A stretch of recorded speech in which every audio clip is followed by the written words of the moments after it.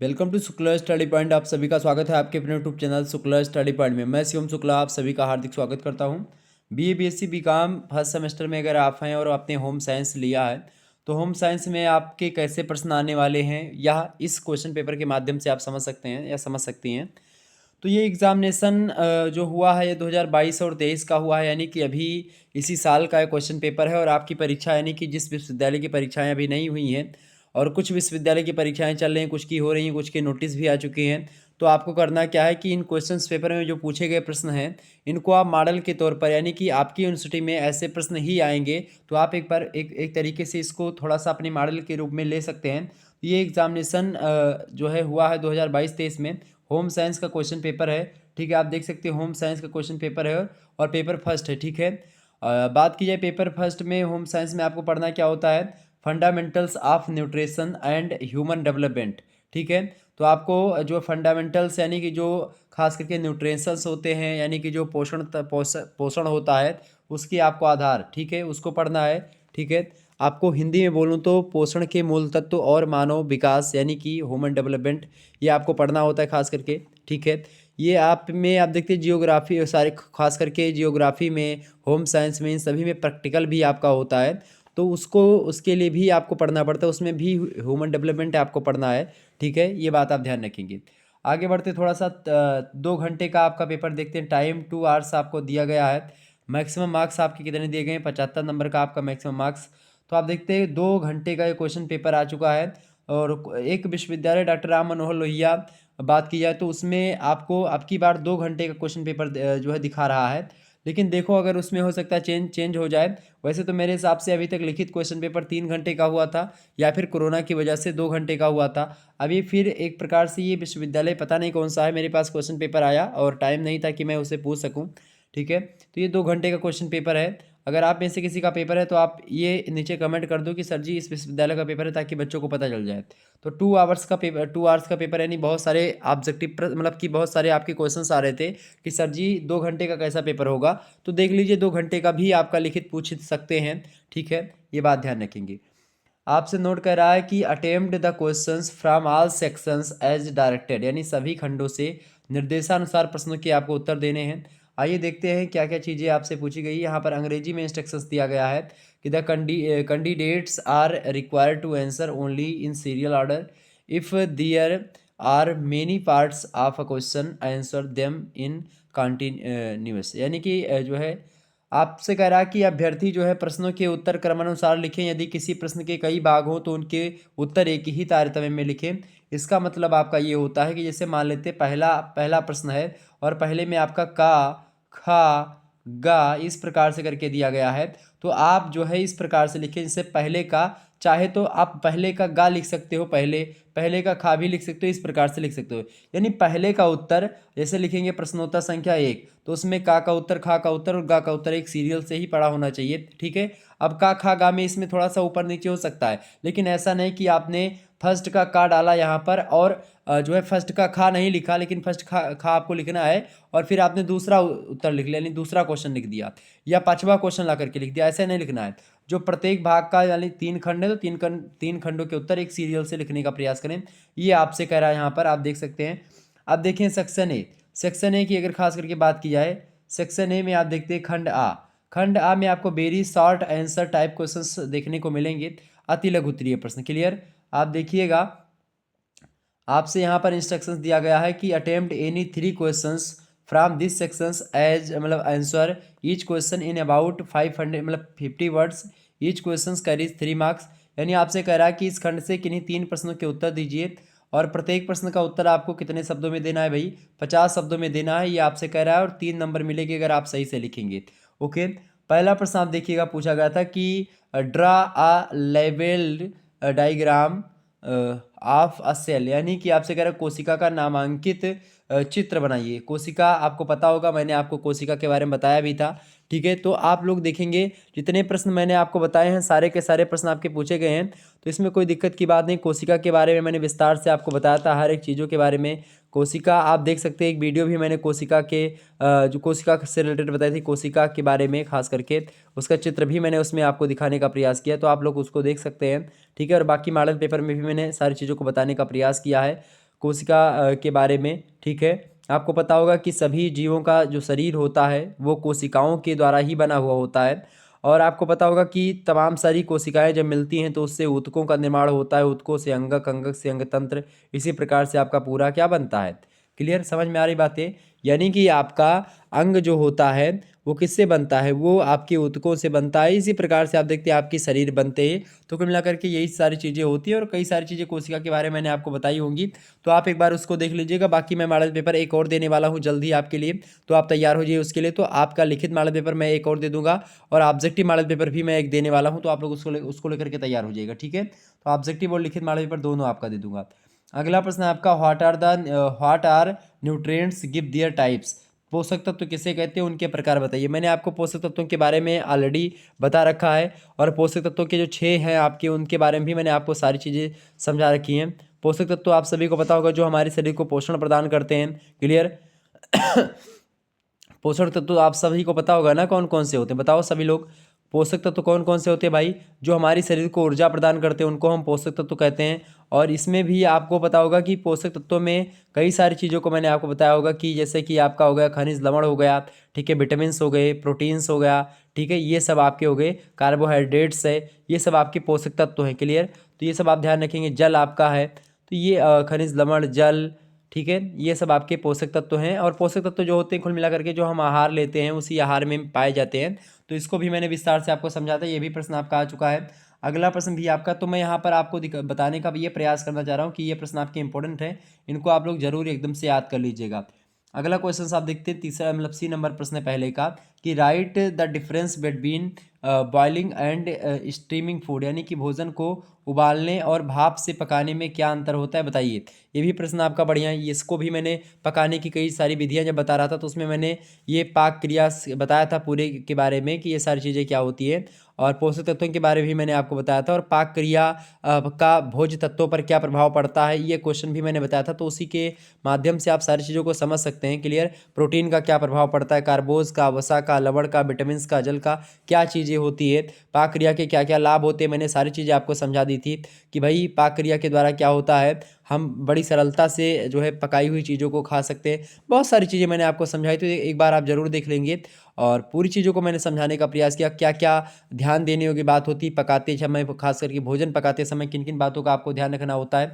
इन समस्त मुद्दों पर चर्चा करी थी कि स्वच्छ बर्तनों का प्रयोग करना चाहिए, आपको कलई युक्त बर्तनों का प्रयोग करना चाहिए, हाथ और नाखून आपका साफ होना चाहिए भोजन बनाते समय खास करके। ये तमाम प्रकार की चीज़ों को मैंने आपको बताने का प्रयास किया था। इसके अलावा जो है झाड़न साफ होना चाहिए आपका, बर्तन ढक करके भोजन बनाना चाहिए, निश्चित अवधि तक पकाना चाहिए भोजन, खाने के सोडे का प्रयोग नहीं करना चाहिए, ठीक है, उबाले गए पानी को नहीं फेंकना चाहिए, कम मसालों का प्रयोग करना चाहिए भोजन पकाते समय। भोजन पकाते समय खास करके आप देखते हैं पौष्टिक तत्वों को किस प्रकार सुरक्षित रखा जा सकता है, इसके बारे में भी मैंने आपको बताया था। पाक क्रिया के अर्थ बताया था, पाक क्रिया का उद्देश्य बताया था, क्यों भोजन पकाया जाता है, भोजन पकाने की कई सारी विधियाँ यानी कि मैंने बताने का प्रयास किया था आपको। जैसे कि उसमें भोजन पकाने की कई सारी विधियाँ मैंने आपको बताई थी, ठीक है। एक बताई थी कि जैसे कि आपको पता होगा जब माध्यम जल में हो, एक जब माध्यम वसा में हो, एक जब माध्यम हवा में हो, फिर एक वाष्प में हो, कई सारी चीज़ों को। एक तो आप जब जल में माध्यम होता तो खास करके आप एक उबाल सकते हो उसको, या फिर आप स्टीव कर सकते हो, ठीक है। या अब वसा के माध्यम से कैसे, आप गहरी चिकनाई में अगर आप तलते हो तो वो आपका वसा में हो गया, जैसे पूड़ी, कचौड़ी, समोसा, पकौड़ा, यह सब हो गया। और एक होता है उथली चिकनाई में तलना, ठीक है, जिसको आप स्लो फ्राइंग बोलते हैं, जैसे पराठा हो गया, चीला हो गया, आमलेट हो गया, ठीक है, ये सब होता है। तो ये सब आपका जैसे कि आप तावे पे तेल लगा करके बनाते हैं। और एक जो है वो होता है जैसे पूड़ी बनाते हैं तो एकदम डायरेक्ट तेल में डाल देते हैं। क्लियर। और एक उबालते हैं, तो आप सभी को पता होगा आलू दाल, मतलब सॉरी आलू शकरकंद, और ये दाल दाल भी आपके उबालते, तो ये सब आपका होता है माध्यम। तो ये तमाम सारी विधियाँ होती हैं। इसके अलावा तलने की शुष्क विधि भी होती है, ड्राई जिसको फ्राइंग कहते हैं, ठीक है, ये भी आपका होता है।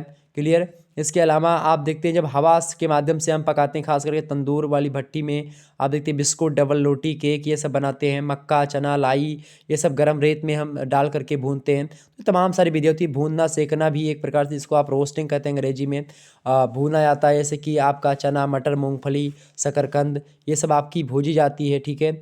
इसके अलावा धातु के बर्तन में भूनना, तंदूर में पकाना, कई सारी विधियाँ होती हैं। और एक होता है, जब आपको पता होगा, एक जो है प्रेशर कुकर में जो है भाप के द्वारा हम पकाते, तो वो माध्यम भाप में जब होता है तो वो पकाया जाता है। कई सारी चीज़ें हैं, तो इस पर चर्चा करेंगे तो किसी दिन मैं बता दूंगा पूरा। सारी चीज़ों को मैंने आपको बताया है इन सभी चीज़ों के बारे में।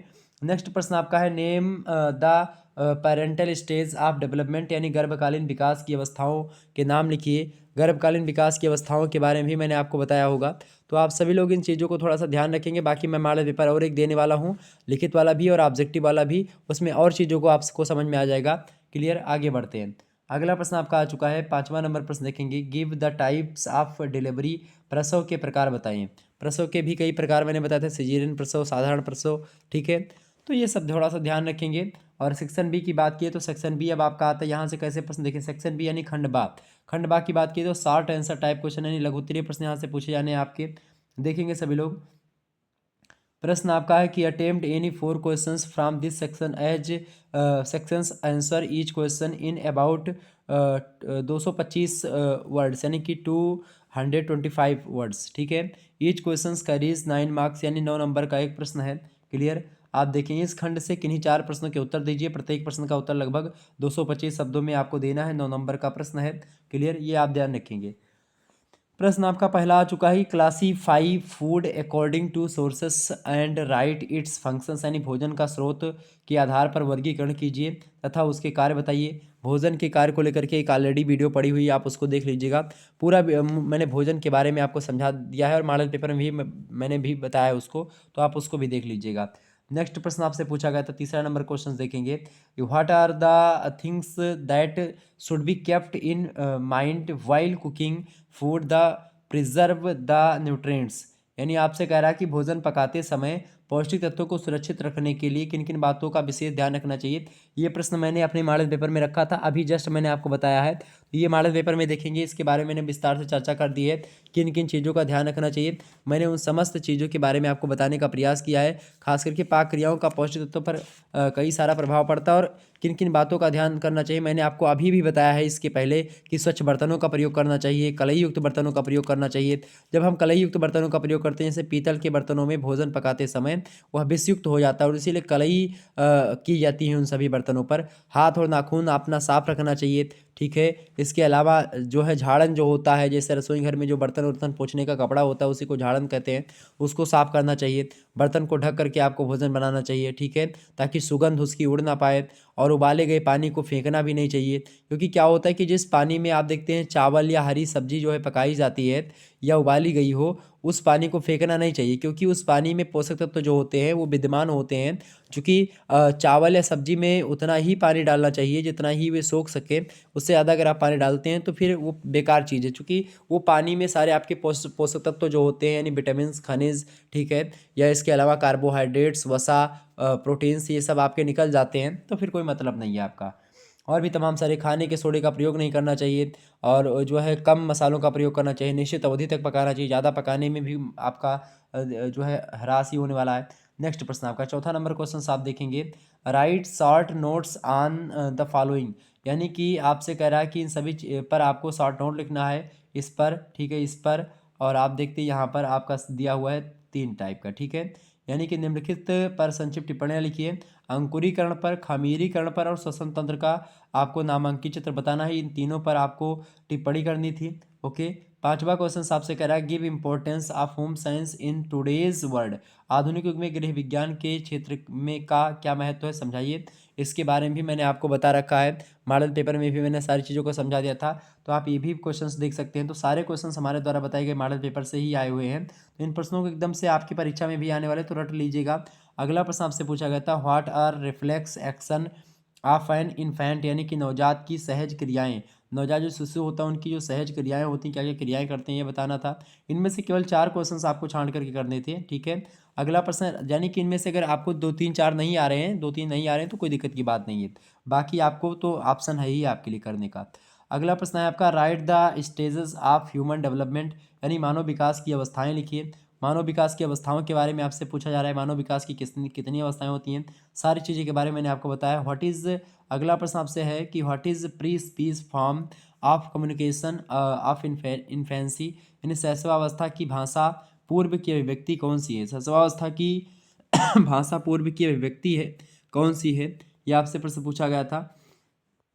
वहीं सेक्शन सी में आपसे प्रश्न जो पूछा जाएगा आप देखने का प्रयास करेंगे यहाँ पर सेक्शन सी की बात की जाए यानी खंडसा की, तो लॉन्ग आंसर टाइप क्वेश्चन यहाँ से पूछे जाते हैं, दीर्घ उत्तरीय टाइप के प्रश्न। ठीक है, देखते हैं कौन कौन से प्रश्न आपसे यहाँ पर नोट आपका कह रहा है कि attempt any 2 questions from this sections, answer each question in about 475 words, each questions carries 15 marks, यानी 15 नंबर का एक प्रश्न है और 2 प्रश्नों को आपको इस खंड से करने हैं। 4 क्वेश्चन दिए जाते हैं, उनमें से केवल 2 प्रश्न आपको छांटने हैं। प्रत्येक प्रश्न का उत्तर आपको 475 शब्दों में लिखना है। ठीक है, और 15 नंबर मिलेगा अगर आप अच्छे तरीके से लिखोगे तो। प्रश्न आपका आ चुका है 9वां नंबर प्रश्न देखेंगे, स्क्रीन पर आ चुका है कि व्हाट आर विटामिन्स, विटामिन्स क्या है, और give their classifications in brief, यानी कि विटामिन किसे कहते हैं और इसका वर्गीकरण किस आधार पर किया गया है। तो जल में घुलनशील और वसा में घुलनशील विटामिन, ठीक है, 2 विटामिन होती हैं। तो जो वसा में घुलनशील विटामिन है उनके नाम मैं बता दे रहा हूँ, एक ट्रिक के माध्यम से आप याद रख लीजिएगा। एक शब्द आप रखेंगे कीड़ा, एक शब्द आप याद रखिए कीड़ा, यानी कि कीड़ा जो होता है उसमें मतलब वो कीड़ा जो होता है वो पानी में नहीं घुलता है, किस में घुलता है, वसा में घुलता है। यानी विटामिन के, vitamin D, vitamin E, vitamin A, ये 4 विटामिन ऐसे हैं जो कि वसा में घुलनशील हैं और बाकी जितने विटामिन आपके बच रहे हैं वो सब जल में घुलनशील हैं। ठीक है, ये बात ध्यान रखें। विटामिन जो होते हैं हमारे शरीर में प्रतिरक्षात्मक तरीके से कार्य करते हैं। नेक्स्ट प्रश्न आपका 10वां number, what do you understand by digestive system and describe the process of digestion and absorption of food in the small intestine, यानी आपसे कह रहा है कि पाचन तंत्र से आप क्या समझते हैं। बढ़िया प्रश्न है, पाचन तंत्र से आप क्या समझते हैं। छोटी आंत में भोजन का पाचन व अवशोषण क्रिया का वर्णन कीजिए। बहुत अच्छा प्रश्न है आपका। ठीक है, यानी कि आपसे प्रश्न पूछा गया कि पाचन तंत्र, सबसे पहले आपको बताना है पाचन तंत्र हेडिंग डाल करके पाचन तंत्र है क्या। उसके बाद में छोटी आंत में भोजन का पाचन और अवशोषण किस क्रिया के द्वारा होता है, ये भी आपको बताना है। नेक्स्ट प्रश्न आपसे पूछा गया था 11वां नंबर कि give principles of development in detail, यानी विकास के सिद्धांत का सविस्तार लिखिए, विकास के सिद्धांत को खास करके। ठीक है, इसके बारे में भी मैंने आपको बताया है और बाकी मॉडल पेपर में और मैं बताने का प्रयास करूंगा। अगला प्रश्न आपका है discuss in detail the cognitive development of pre school child, यानी कि पूर्व बाल्यावस्था के संज्ञात्मक विकास का सविस्तार से चर्चा कीजिए। मोस्ट इंपॉर्टेंट प्रश्न है, इस पर भी मैंने आपको मॉडल पेपर में बताया था। तो बहुत सारे प्रश्न ऐसे हैं जो कि बताए गए मॉडल पेपर से आए हैं। 2022 वाले मॉडल पेपर से बहुत सारे प्रश्न फंसे हैं। तो मैं तो चाहूँगा या मैं कहूँगा आपसे कि 2022 वाला जो हमारा मॉडल पेपर पड़ा हुआ है आपके यूट्यूब चैनल पर, वो आप देख लीजिएगा। महासंग्राम वीडियो 2022 वाला देख लीजिएगा, आपकी परीक्षा की दृष्टि से बहुत महत्वपूर्ण होगा। ओके, ये बात आप ध्यान रखेंगे। चलिए फिर मिलते हैं हम नेक्स्ट वीडियो में, तब तक के लिए जय हिंद जय भारत। आप सभी का बहुत बहुत धन्यवाद हमारे से जुड़ने के लिए। इसी प्रकार से अपना प्यार हमेशा बनाए रखिएगा। ओके, बहुत बहुत धन्यवाद आप सभी का, बहुत बहुत धन्यवाद। Good night, I love you.